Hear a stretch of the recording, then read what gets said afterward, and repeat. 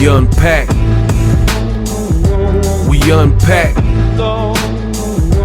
We unpack. Coming to you live. Boxingego unpack. Yeah. We unpack. We unpack. We unpack. Coming to you live. The DAZN curse strikes yet again. DAZN is on the ropes. What up, Fight World? It's your boy Ego, and I'm back with some more boxing. Make sure you smash the like button. Also, subscribe to my channel for the latest and greatest in boxing. If you want to become part of the gang notification gang, please hit the bell icon. Shout out to the super chats, channel donations, the Venmo donations, the Cash App, and the Patreon family. We are working. Head over to Patreon right now and sign up. I got some stuff in the work. I'm just putting it together, and I'll shift some of the content to the Patreon and YouTube channel members side. Patreon link in the affiliate section in the description box of all of my videos. To become a YouTube channel member, same perks. Hit the join button next to the subscribe button. Now, more bad news for DAZN streaming app. You guys see this? There's a reporter. He also works with Boxing Scene as well. Manuk. You know, I'm not good with names, but Manuk Akopayan. And he captioned his article, DAZN is on the ropes. So obviously a lot of people are sending me this, and, you know, I had to look at it. Link in the description with the Financial Times, you know, so just like similar to Forbes type of business documentation website, whatever. Sports streaming group DAZN seeks cash to help secure future.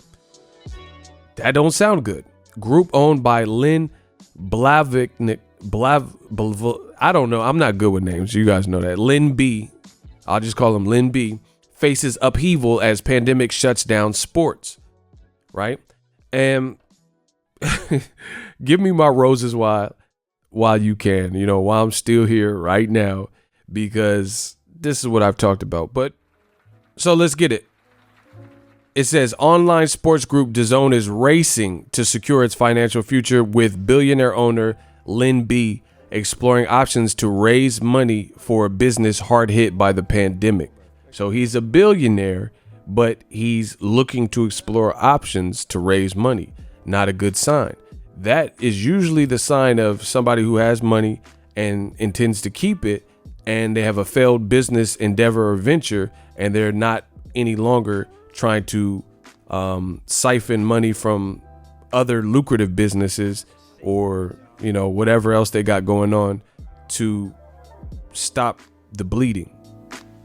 The London-based company has in recent years spent billions of dollars for the rights to live sporting events, including European football matches and high-profile boxing contests, which is a lie because they haven't had really any big fights like, you know what I'm saying, Wilder, Fury, Mayweather, McGregor level fights that did no crazy million pay-per-views or anything. This was to help build a subscription streaming service dubbed the Netflix of sports, which we know is false because it's nothing like Netflix. Netflix is doing well in the pandemic. They got shows like The Tiger King, Ozark. They have a lot of content. Narcos Mexico. David Spade has a new Adam Sandler produced movie. You know, it's just got a lot of content. So DAZN has not done anything like Netflix, or nowhere near the catalog of a Netflix, to keep people entertained, especially during this pandemic. The article says the global suspension of sports fixtures during the pandemic has seen some subscribers pause monthly payments. DAZN has also sought to defer payments it owes to sports leagues, citing the lack of live action, which I don't even know. You know, I ain't passed the ball, but I know a little bit. I don't even know if you can do that due to the nature of what's going on, because the pandemic is something that affects the world at large, and it's affecting the world globally, but it's not like a man-made occurrence. So this is kind of, I know there's certain clauses for like natural disasters and pandemics that you can't just get out of what you owe based on something, i.e. a natural disaster that nobody can control. Mr. Blavatnik is exploring ways to inject new money into the loss-making business. loss-making business, which is what I've told you. According to several people familiar with the talks with the sale of an equity stake in the business, the preferred option. However, they're thinking of an outright sale would be considered as well, the people said. So he's thinking about selling the whole business, or he's thinking about selling an equity stake. So, hey, partner with me and you'll own a portion of this. But however, you see this? However, an outright sale would also be considered, the people said. Just 2 years ago, the company was valued at £3 billion when it sold a 10% stake to Japanese advertising giant Dentsu for 300 million pounds. People familiar with its business said it's currently unlikely to reach a similar valuation. So they're saying, so basically that's not a good sign right there. Listen to what this is saying. They said 2 years the company was valued at £3 billion and it sold a 10% stake to a Japanese company for, a good amount of money, 300 million pounds. But they're saying people familiar with the business are saying now that is currently unlikely to reach a similar valuation. So if this was the Antique Roadshow, they're saying the appraisal for the company where it's at right now wouldn't likely be anything in this realm of 2 years ago. So that means in 2 years space, you have devalued the company, right? Versus, let's say, Netflix in 1998, Netflix in 2006, wherever Netflix was, whatever it was appraised for, or the value of Netflix in 2006 or 1998, that's when it was kind of in its infancy and still growing and still won't, because Netflix has been around longer than you think. I think it was founded in like 96 or something, but you got to crawl before you could walk. But whatever it was worth in 2006, guarantee you in 2020 it's worth more than that, because it's bigger, more people know about it. Netflix and chill, they got their own Netflix films and studios, and they're putting a lot of money, like that Chris Hemsworth movie. They have Ryan Reynolds has a movie, 60 Underground or something like that. They spend a lot of money. That's a Michael Bay film, right? But this article is saying that the resolution that they reached 2 years ago, it's probably not going to get an appraisal or evaluation similar to that. So that means it's downtrending. Research group Enders Analysis has estimated DAZN's financial commitments on securing sports right total at least £3.7 billion. In recent weeks, the group has approached big media companies over a potential investment, including John Malone's Liberty Global, but as of yet have received little interest in the deal. So people aren't touching it with the 10-foot pole, according to people familiar with the talk. So this is just insider business talk. The company has sought to challenge established sports broadcasters from ESPN in the US and Sky Sports in Europe. Among DAZN's biggest deals are the domestic screening rights for the, whatever that is, German's top flight football league, and Serie A, Italy's equivalent. It also has contracts with promoters behind boxers like AJ and Canelo Alvarez. Right? The article says, but the sporting world has proved to be one of the industry's hardest hit by efforts to contain the virus, leading to a crisis at the company. You see this? Quote, this is the biggest disaster to hit the sports world in 75 years and the biggest challenge our business has ever faced, Simon Denyer, DAZN's chief executive, wrote in an email in April. So he's saying this is the biggest sports disaster ever, and it's the biggest one that they have. Now, this billionaire, owner or whatever, Mr. Blavatnik, Access Industries fully acquired the UK-based Perform Group in 2014, an umbrella organization for a number of businesses, including sports betting services, blah, blah, blah. In 2018, Perform Group was rebranded as DAZN Group, just like TikTok used to be called Musical.ly. But then they got bought out and then they changed it to TikTok and it blew up even more, right? Rebranding. I think Home Depot bought Yardbirds back in the day, and they got rid of the Yardbirds and, took some of the Yardbirds concepts and products and then put them in Home Depot, right? They've been acquired. In 2019, the DAZN Group sold its Perform division to U.S. fund Vista Equity Partners. The sale of the Perform content business to Vista, which owns Stats, a rival sports statistics group, was seen as an effort to focus on DAZN's sports streaming service, but also allowed Mr. Blavatnik to recoup some of the money he had invested in the business. So they've already sold off portions of DAZN previously. The group hired Goldman Sachs last year, seeking to raise $500 million. The group hired Goldman Sachs last year, seeking to raise $500 million, according to people familiar with the terms, but paused that effort at the start of the pandemic.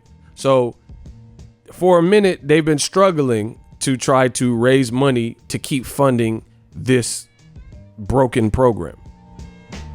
The group hired, I'm going to say it again, Goldman Sachs last year, seeking to raise $500 million. So they wanted more money to keep going, according to people familiar with the terms. But they paused that effort at the start of the pandemic. Quote, "They are at a crossroads as a business," said a leading executive at a rival broadcast group. Quote, "If it succeeds, it'll be a great story. If it fails, then it'll be a story of trying to disrupt the sports broadcasting industry too soon." DAZN and Access Industries declined to comment, so they have nothing to say. Wow. So, give me my flowers. The DAZN curse continues, and this is exactly what I warned you guys about, right? Now, if I look at DAZN right now, look at what they're doing in the pandemic. Okay, you got Triple G. They're trying to make a Says Meta fight. Post-pandemic, that's a horrible fight. Canelo, I don't know what he's going to do. Maybe Billy Joe Saunders. I don't know. Joshua Pulev, not a big fight. So your big three, none of them have announced big fights, right? Joshua, his profile took a major hit last year to Andy Ruiz. Triple G took a hit profile-wise last year because he lost to Ruiz, got stopped, quit, and Ruiz, he just didn't look good in the second fight. And then as far as Triple G, he really should have lost to Derevyanchenko. This is what DAZN is doing. Boxers as sneakers. Like this is what you're doing. You need to raise $500 million and inject more money. And this is what the social media crew with DAZN is doing. They got a picture of Canelo and it says, hey, this is boxers as a sneaker, as a damn shoe. And you think this is going to get people to continue their subscription with you when you're not providing any fights. Boxers as sneakers. This is a horrible attempt to keep people pacified. I will say props. Look, boxers as sneakers. This ain't doing nothing for the boxing fans. So to me, DAZN is looking horrible right now. You don't even have the rights to these boxers like Floyd Mayweather. You don't even have nothing to do with Floyd. This is not doing anything. This is not keeping subscribers alive, right? Showing this. Right? You need fights. You need money. You have to make this make sense. Props to Top Rank and also PBC, because I will honestly say, as sports companies, they are trying. They are actually trying to, in a pandemic, faced with adversity, like we all are. Everybody, whether you can't leave the house or, someone that got sick, you got sick, or you're afraid, or you lost your job, different things like that. It affects us all. So I send my regards and prayers to everybody going through it, but they're at least trying stuff. Now I got to do a shameless plug. Top Rank, they have a working relationship with ESPN Plus. Use my link in the description to get ESPN Plus. ESPN Plus, the home of a lot of original content. They got a ton of original content, exclusives, and they're doing different things with ESPN Plus, like this. Boom. Marvin Hagler versus Thomas Hearns. George Foreman, Evander Holyfield. Sugar Ray Leonard, Thomas Hearns. Manny Pacquiao versus Cotto, and Mayweather Pacquiao versus, and all these Muhammad Ali fights. So they've added this to the ESPN Plus catalog. So some of these fights you might be able to find on YouTube, but I'm sure this is probably a better quality version because they own the rights to this. Top Rank worked with Muhammad Ali and these different fights. They were working with Pacquiao at the time, so they have acquired the rights for this. So sign up for ESPN Plus. Use my link in the description. It's in the description of all my videos. They're trying little things like this to keep people motivated and, just pacify people. Same thing with PBC. Every week I got an email and they're gathering different fighters on the PBC network and they're doing podcast interviews and they're getting good viewership. People are paying attention. Okay, Errol Spence was on there. Deontay Wilder was on the podcast. They have even smaller acts like Jason Rosario and stuff like that. So they're trying to keep people informed and stuff like that. This is what DAZN's doing, posting Andy Ruiz and Mayweather Hatton and weird stuff like that. Mike Tyson, you don't work with Mike Tyson. Conor McGregor, I accept your challenge. Like, you just doing graphics for stuff like that. This can't work in the sport of boxing. I told you, new media, we control the narrative. So it's looking bad for DAZN, bro. It's looking bad because the other difference between Top Rank, and PBC is ESPN. You have to pay for ESPN Plus. I get that, but it's much cheaper. It's $4.99. Use my link in the description. $4.99 for ESPN Plus as a standalone, or you can bundle it, ESPN Plus, Hulu, and Disney Plus. All three apps, one price, $12.99.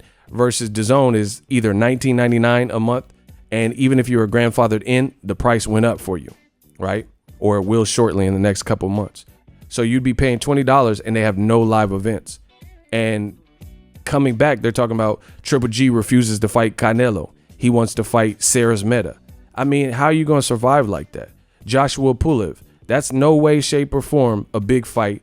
I understand mandatories and stuff like that, but Wilder Fury is a bigger fight. Period. So how are you going to survive charging more money than everybody else? And those are the fights you're putting up. And now this billionaire, he don't want to, the group is owned by him and he's a billionaire and he's tired of fronting the cash. These are all bad indications. He was trying to raise $500 million. You're a billionaire trying to raise $500 million. That means he's tired of siphoning his own money and coming up in the red. That's what that means. Because if it was working out and you were making it make sense, then you wouldn't be worried about it. Now, this is a definite this is just the DAZN curse, bro. I've been telling you guys this on my channel.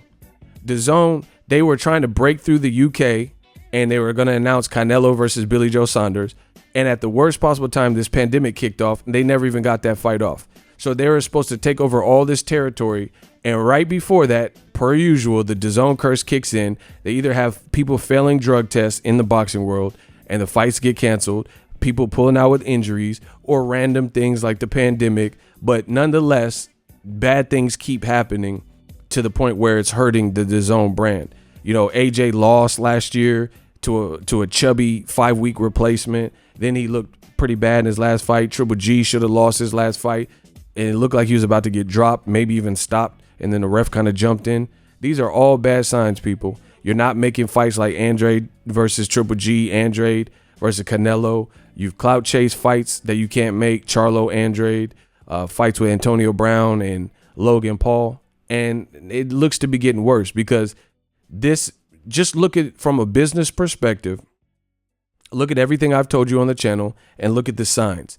We went from Eddie Hearns being a blabbermouth when DAZN was first introduced and saying we have $1 billion war chest. What happened to that $1 billion war chest? Eddie Hearns says we have more money than anybody in boxing.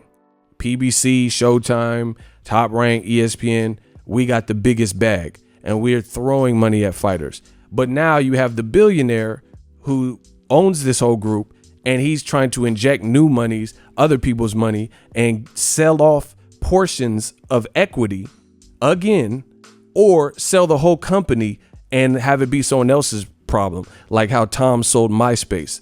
These aren't good signs, people. These aren't good signs. Now, the bad thing with selling a company is if a company is too broken and have made bad decisions, then it's going to be harder to sell because people feel that it's not worth the amount I have to pay to acquire this company to try to fix it. I'm better off starting another business from the ground up or getting, investing my money in another proven business, something that's doing well, or, real estate or some other endeavor. So that's what you see. This article is telling you that. The article is telling you that they got some looks, but nothing really. Here, let me find that part. In recent weeks, the group has been approached. So that's another bad thing. Look at the words. Look at the verbiage. The group has approached big media companies. So they're approaching people versus if you're popping, if what you're doing is right, people are approaching you. They're approaching you wanting in. Like if a rapper is hot and he's like Drake, companies are approaching Drake because they know they can make money with Drake. So Apple and different companies will reach out to him. But it's saying DAZN, the group, has approached big media companies over a potential investment. So they're shopping DAZN company. And they looked at, I guess, this John Malone Liberty Global, but as of yet has received little interest in the deal. So you're shopping your company and trying to offshoot it to somebody. And according to this article, you've been met with little interest. These aren't good signs, people, because once again, nobody wants to touch something that's too broken because it's a time bomb waiting to happen.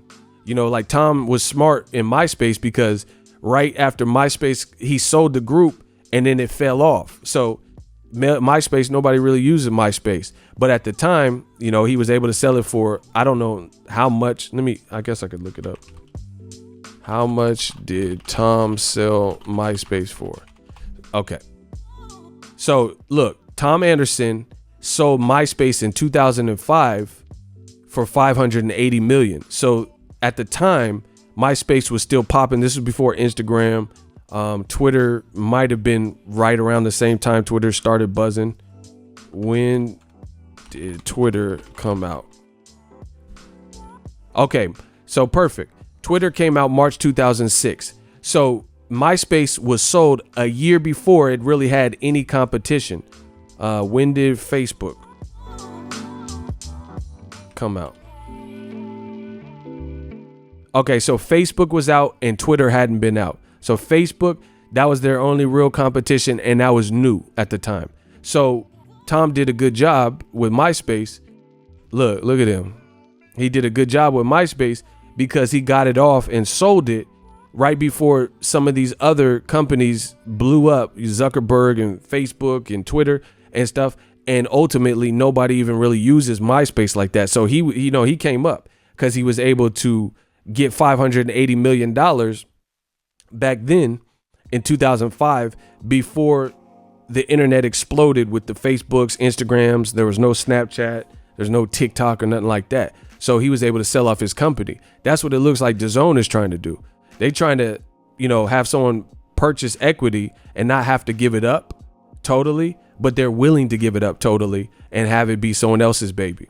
And I told you that's kind of what would be needed for DAZN, right?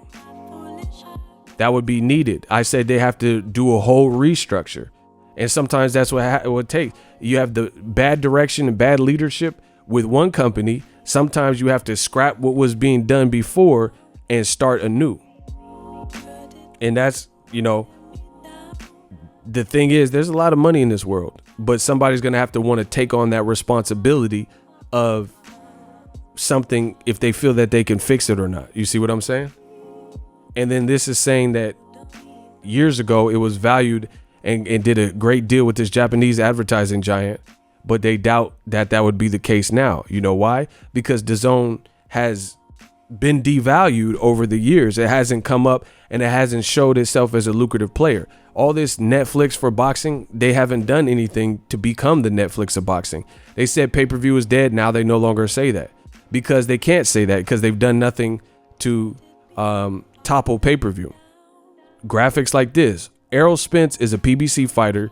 Terrence Crawford is a top-ranked fighter. So why are you advertising a fight that really has nothing to do with you? Right? The fight above it, Joshua versus Fury.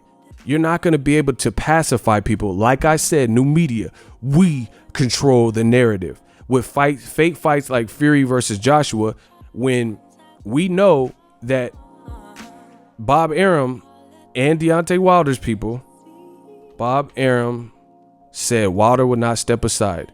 Look, Arum shoots down claims that Wilder would step aside. Boom. So why are you advertising Fury versus Joshua and Crawford versus Spence, right? And that's not happening next because Wilder has a contract to have a trilogy fight, which we knew about with Fury. I mean, this is just bad business, bro. And I've been saying this from the beginning. The business model doesn't make sense. You're charging people more money than your competitors, and you're delivering less. Your whole bread and butter was live events, which we don't even know when we can get back to live events with this pandemic, large groups, gatherings. So you were maybe able to, like, let's say Mikey Garcia, Jesse Vargas, having a certain amount of people in there, you're at least getting some money. So how is DAZN going to put on Triple G versus Sears Meta, have no live gate potentially with no large gathering, and put on a weak fight that people aren't even really checking for like that? Plus you don't have no live gate and site fee and all that. You're not getting money from alcohol sales and concessions and ticket sales. It's just, it's not looking good, you know, and that's why they're shopping their company. So, and then again, on top of that, you have a billionaire and he's tired of investing money. So he's looking for potential buyers and investors. I mean, if you know anything about business, you'll know this is the financial times we're talking about. If you know anything about business, you'll know these aren't good signs, because it looks like he's trying to get out in one piece. You know, he's trying to limit his losses right now by either selling totally or selling a portion of the business. That's not a good business sign. And the benefit for, like I said, PBC, for example, or even Top Rank, you can use either one of them. They have big networks that are already established. ESPN has been around since I was a kid. So ESPN has been around. Showtime Boxing, Showtime as a network, been around since I was a kid, right? Fox has been around since I was a kid. So they have bigger backing because they have established brands. This ain't no new pay-per-view is dead, sign up with us and learn about us. They're trying to, with no network deal, no linear network connected to them, right? Like a dedicated network, NBC or something. They're trying to get this done off of an app with potentially no large crowds or large gatherings and running out of money. And Eddie Hearn saying they have $1 billion war chest, no big fights on the books. They're not going to make Ryan Garcia, Devin Haney at this point. It's going to be Ryan Garcia, probably not even Jorge Linares. You know, I hope, but even that's not a huge fight. It's a solid step up, you know, but it's not a big, massive fight like Wilder Fury or, you know, Holyfield Tyson or something. You know, it's not no big fight like that. It's a good step up for a young kid, but it's not going to be no blockbuster fight. And this has been the ongoing problem for DAZN. Name a fight that they have that's ever been on the level of Mayweather versus Oscar De La Hoya, Mayweather Canelo, Mayweather versus Victor Ortiz or Maidana. You know what I'm saying? They have never had a fight that really everybody's stopping what they're doing to watch Mayweather Cotto, Mayweather Mosley. I haven't seen it. And then now with this pandemic and possibly no live crowd, it's only going to get worse. The other issue is they came in the game with this weird business model and saying a pay-per-view being dead. So what do you do now? You go back on your word and say, hey, we got DAZN pay-per-view now, guys. But you just said pay-per-view was dead. I told you it was foolish. It was foolish to segregate yourself from the pay-per-view market, thinking you could do everything by yourself without pay-per-view. Because when you do a pay-per-view, you're asking for the buy-in of the fans to support the event. You're saying, hey, you want to see Danny Garcia, a name brand fighter who's going to demand a certain level of purse?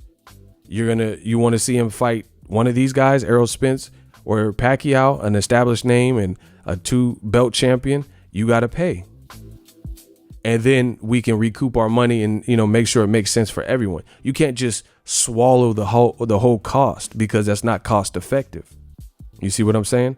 You're paying Canelo $35 million to fight Rocky Fielding or Jacobs. That's not a $35 million purse type of fight. It's a solid fight on paper, but even less. Like Kovalev, you had to wait for Jorge Masvidal, Nate Diaz to end. So obviously you don't have the biggest fight of the night, and you sitting up here paying him $35 million. And even worse, Triple G, you paying him $15 million to fight Steve Rolls and Camille Sesmeta and giving him equity. How do you think you're going to survive like that with these outrageous purses? All these are bad signs. These are telltale signs. Like I've been saying, Eddie Hearn says DAZN fighter purse. Look, Hearn says boxers' purses are completely out of control. Part of my fault and part of DAZN's fault. Boom. Told you. Now all of a sudden, Mr. $1 billion budget and $1 billion war chest is saying fighters are getting paid too much because you're suffering. Because it made no sense to be paying people these ridiculous. Do I want the fighter to get paid and taken care of and like a possible pension plan for the fighter? Absolutely. But you can't put Triple G in with Steve Rolls and give him $15 million and nobody even knows in America who Steve Rolls is or is inquiring or wants to see that fight, and you think it's going to be a success. You're clearly digging a hole for yourself, which is what I've been saying. You can't put your quote unquote exclusive content on YouTube for free and say, hey, watch this, pay for it, pay us for it, even though we're putting the same content on YouTube for free, same version of it, but we want certain people to pay for it. There's no added perk for that. So we'll see how it plays out. But I'm looking undefeated like Pretty Boy Floyd. I'm Money Ego. Let me know what you guys think. DAZN looking to sell or partially sell. Not a good sign. Drop your thoughts in the comment section. I had to unpack this. You know I had to come with the heat. Click on them links in the description. You know, if you want to support the channel, help the channel grow. You know, it's not surprising. None of this is surprising. But it looks like the billionaire is headed for the hills. He knows during this pandemic, his business model is failing and he's looking to get this off. Again, it's possible somebody can see the investment and want to take over or, you know, be a part of it. But DAZN is going to be hard and harder because DAZN hasn't made good with what they said. They said bye-bye pay-per-view and we got these billionaire fights and, you know, none of what they said has come true. Bellator is not bigger than UFC.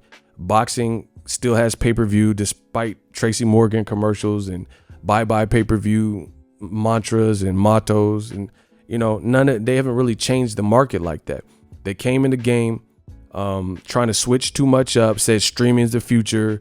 Why pay? You know, HBO boxing's out.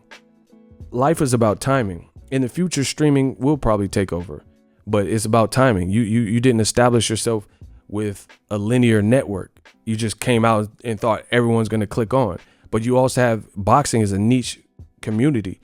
They're like, I look at my YouTube analytics, DAZN just don't know what they're doing. They don't know boxing. I've said this. They don't have whoever. You can have all the money in the world, but how is a YouTuber that covers the sport of boxing seem to know more and could help out, like myself, the business financial and make more business sense if you listen to some of the stuff I said? Because boxing is a niche community. I look at my YouTube analytics, my demographic, I have more people in the age groups of 20, 22 to 45, you know, than I do 16-year-old. This is not TikTok or something where you got a lot of 15-year-olds, 16-year-olds who are buying into it, you know? So you look at the demographic of fans, you know, and I'm probably dropping too much advice and gems. I need to be getting paid for this because my consultations ain't free, but I'll drop this free gem. You know, I got this free one. The thing is, the demographic of boxing fan could be middle-aged men, you know, late 20s, you know, middle 30s, 40s, 50, you know, it could be boxing fans like that. And you sitting up here doing streaming. People who are, let's say 54, they might not want to go through the hassle of streaming. You know, it might not be serious to them. They might not know how to set it up. They might not want to go through all that. They want to just turn on the tube, order a pay-per-view like they've done their whole life, and watch the fight. Go to Showtime Boxing, at a point, go to HBO Boxing, boom, boom, bam. So streaming, again, it's probably going to be the future, but is it right now where you're going to invest everything into the streaming brand? When streaming, a lot of the kids, they know all about tablets, phones, and how to access streaming and stuff like that. But that doesn't mean the whole core demographic of boxing fans, which is a small group and niche community, want only streaming. It takes away from the big fight feel. If you're watching on your phone or your iPad, some people want to watch it on the big screen or projection screen, and they might not want to go through the hassle of a stream. Plus, I know for a fact when I had DAZN, there was a lot of streaming issues where people on Twitter were talking about someone got knocked down, and I'm like, who got knocked down? I didn't see that. And then it was because I was 20 seconds behind somehow, but I started the stream at the time that the fights were live, but somehow the stream pushed my stream backwards. So people had already watched the broadcast and they were 20 to 35 seconds ahead of me. And I'm like, what the hell? So I got the end spoiled. There's buffering issues. There's a sorry DAZN commentary crew. You got to look at these different things. But I guess DAZN didn't. DAZN Curse strikes again. We working. We unpacked.